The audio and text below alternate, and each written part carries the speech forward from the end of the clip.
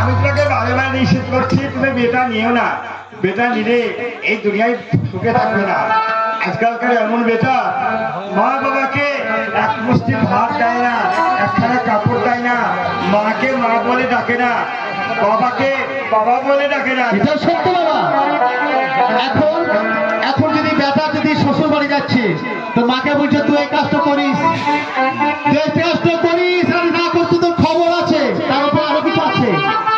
আর যখন শাশুড়ি মা ফিরে আসছিল, মা শাশুড়ি মা খালা গো মা আমি যাচ্ছি, তার 10 মাস যখন গল্প হয়ে চলেছিল ওই তো করোনি কাহারে মনে বেচারা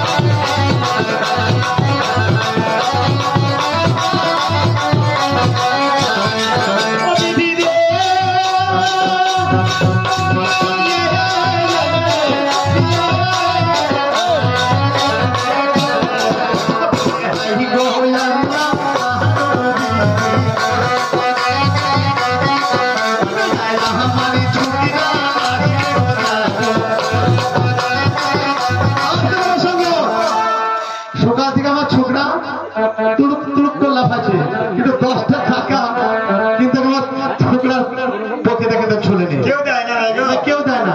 এই চালান পাড়া মনে হচ্ছে বড় অভাবে ভাগেছে। তার মানে কেন শুনবে বাবা, সাধুবাবুর ঘরে পানি, গোবিন্দপুরের মাঠেও পানি, চালান পাড়াতেও পানি, তার জন্য কিন্তু তাদের আটকালে কিন্তু শোনায় বাবা, তার লেগে তোমাকে 10 টাকা দেয় না খালা, পানি পাচ্ছে তাই। আবার বেশি পানি ভালো